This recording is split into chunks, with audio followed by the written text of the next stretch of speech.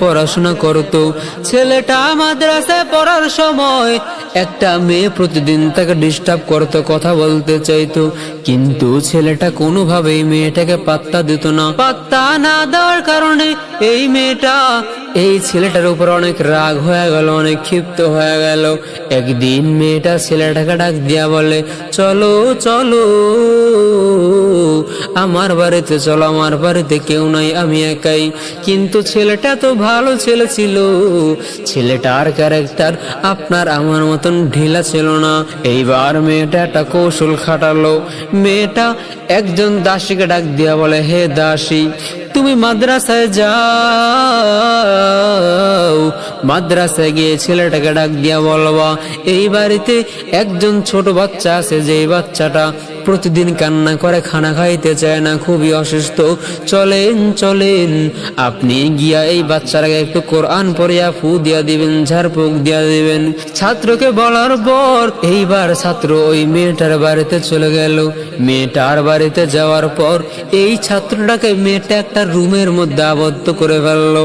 একটা রুমের ভিতরে আটকানোর পর এইবার ওই নারী ডাক দিয়া বলে, তুমি তোমার চাহিদা মিটাও, আমাকে একটু খুশি করিয়া দাও, আমার মনের ইচ্ছাটা পূরণ করো। এইবার মাদ্রাসার ছাত্র তো অনেক বিপদে পড়ে গেলেন। বিপদে পড়িয়া এইবার মাদ্রাসার ছাত্ররা চিন্তা করলেন, একটা কৌশল খাটায় ডাক দিয়া বললেন, আমি বাথরুমে যাব, আমার খুব বাথরুমে ধরছে। এইবার এই মেয়েটা ডাক দিয়া বলে, যাও যাও তুমি বাথরুমে যাও, তবে দ্রুত বাথরুম থেকে ফিরে আসবা।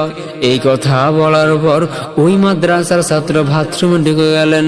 বাথরুমে গিয়া বাথরুমের নোংরা কাদা ময়লা পানি গায়ের মধ্যে মিশিয়ে দিলেন। গায়ের মধ্যে লাগানোর পর এইবার মেয়েটা মাদ্রাসার ছাত্রকে দেখে ডাক দেয়া বলে, যাও যাও তোমার মতন ছাত্র লাগবে না, তোমার গা থেকে অনেক গন্ধ করে। এই কথা বলার পর এই মাদ্রাসার ছাত্র খুশি হইয়া মাদ্রাসায় চলে গেলেন এবং পরিষ্কার পরিচ্ছন্ন হইয়া মাদ্রাসার ছাত্ররা ক্লাসে বসে গেলেন। ক্লাসে বসার পর ওই ছাত্রটার গা থেকে কত সুন্দর সুগন্ধি বের হওয়া শুরু হয়ে গেল। হুজুর মাদ্রাসার সমস্ত ছাত্রদেরকে ডাক দিয়া বলে, ও ছাত্ররা, তোমাদের মধ্য থেকে এত সুন্দর সুগন্ধি কার গায়ে মেখে আসছো? সব ছাত্ররা চুপ হয়ে গেল। এই ছাত্রটা নিচের দিকে তাকাইয়া কান্না করা শুরু হয়ে গেল। এই ছেলেটা কান্না করতেছে আর মনে মনে বলতেছে, হুজুর মনে হয় ফাইজলামি করা বলতেছে, গন্ধের সুগন্ধি বলতেছে, আমার গা থেকে হয়তোবা বাথরুমের নোংরা ভালো করে পরিষ্কার হয় নাই। এই বলিয়া ছাত্ররা মনে মনে কথা বলতেছে আর নিচের দিকে তাকায় আছে। হুজুর যখন বলল কার গা থেকে এত সুন্দর সুগন্ধি বের হয়, সব ছাত্ররা চুপ হয়ে গেল, কেউ জবাব দেয় না। এইবার হুজুর একজন একজন করে সমস্ত ছাত্রকে চেক করলেন। চেক করার পর দেখে কোনো ছাত্রের গা থেকে এত সুন্দর ঘ্রাণ বের হয় না। সর্বশেষ দেখে একটা ছেলে টেবিলের উপরে মাথা দিয়ে কান্না করতেছে। এইবার হুজুর ডাক দিয়া বলে, ও ছাত্র তুমি এদিকে আসো, তুমি কেন কান্না করো? বলে, হুজুর হয়তো আমি ভালো করে গোসল করতে পারি নাই, এই জন্য এখনো দুর্গন্ধ বের হইতেছে। হুজুর ডাক দিয়া বলে, না না, তোমার গা থেকে কত সুন্দর ঘ্রাণ বের হইতেছে, তুমি কি জানো? এইবার হুজুর ডাক দিয়া বলে, তোমরা যদি জান্নাতি মানুষ দেখতে চাও তাহলে এই ছাত্রর দিকে তাকাও, এই ছাত্রটা হলো জান্নাতি। একটা ছেলে মাদ্রাসায় পড়াশোনা করত। ছেলেটা মাদ্রাসায় পড়ার সময় একটা মেয়ে প্রতিদিন তাকে ডিস্টার্ব করত, কথা বলতে চাইতো, কিন্তু ছেলেটা কোনোভাবেই মেয়েটাকে পাত্তা দিত না। পাত্তা না দেওয়ার কারণে এই মেয়েটা এই ছেলেটার উপর অনেক রাগ হয়ে গেল, অনেক ক্ষিপ্ত হয়ে গেল। একদিন মেয়েটা ছেলেটাকে ডাক দিয়া বলে, চলো চলো আমার বাড়িতে চলো, আমার বাড়িতে কেউ নাই, আমি একাই।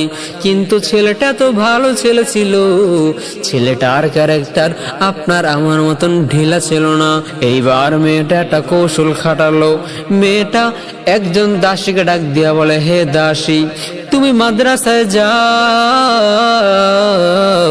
মাদ্রাসায় গিয়ে ছেলেটাকে ডাক দিয়া বলবা এই বাড়িতে একজন ছোট বাচ্চা আছে, যে বাচ্চাটা প্রতিদিন কান্না করে, খানা খাইতে চায় না, খুবই অসুস্থ।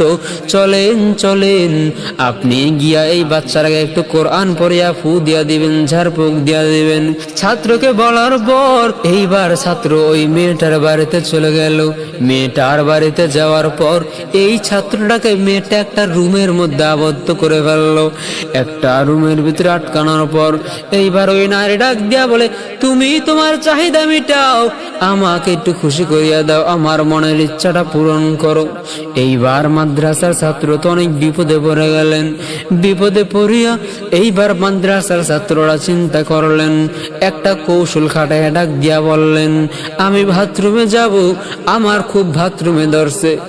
এইবার এই মেয়েটা ডাক দিয়া বলে, যাও যাও, তুমি বাথরুমে যাও, তবে দ্রুত বাথরুম থেকে ফিরে আসবা।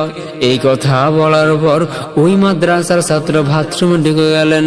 বাথরুমে গিয়া বাথরুমের নোংরা কাদা ময়লা পানি গায়ের মধ্যে মিশিয়ে দিলেন।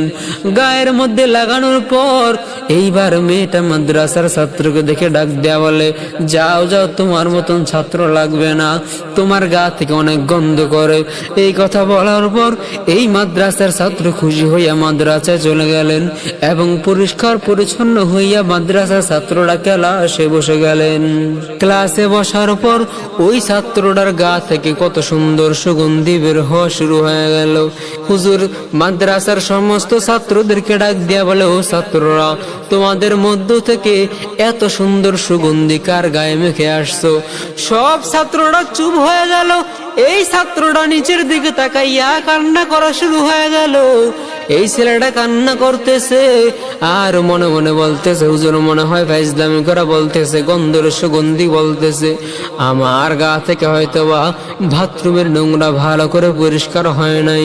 এই বলিয়া ছাত্ররা মনে মনে এই কথা বলতেছে আর নিচের দিকে তাকায় আছে।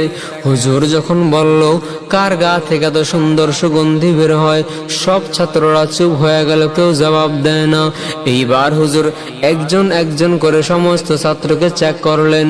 চেক করার পর দেখে কোনো ছাত্র গা থেকে এত সুন্দর ঘ্রাণ বের হয় না। সর্বশেষ দেখে একটা ছেলে টেবিলের উপরে মাথা দিয়ে কান্না করতেছে। এইবার হুজুর ডাক দিয়া বলে, ও ছাত্র, তুমি এদিকে আসো, তুমি কেন কান্না করো? বলে, হুজুর হয়তো আমি ভালো করে গোসল করতে পারি নাই, এই জন্য এখনো দুর্গন্ধ বের হইতেছে। হুজুর ডাক দিয়া বলে, না না, তোমার গা থেকে কত সুন্দর ঘ্রাণ বের হইতেছে, তুমি কি জানো? এইবার হুজুর ডাক দিয়া বলে, তোমরা যদি জান্নাতি মানুষ দেখতে চাও তাহলে এই ছাত্রটার দিকে তাকাও, এই ছাত্রটা হলো জান্নাতি।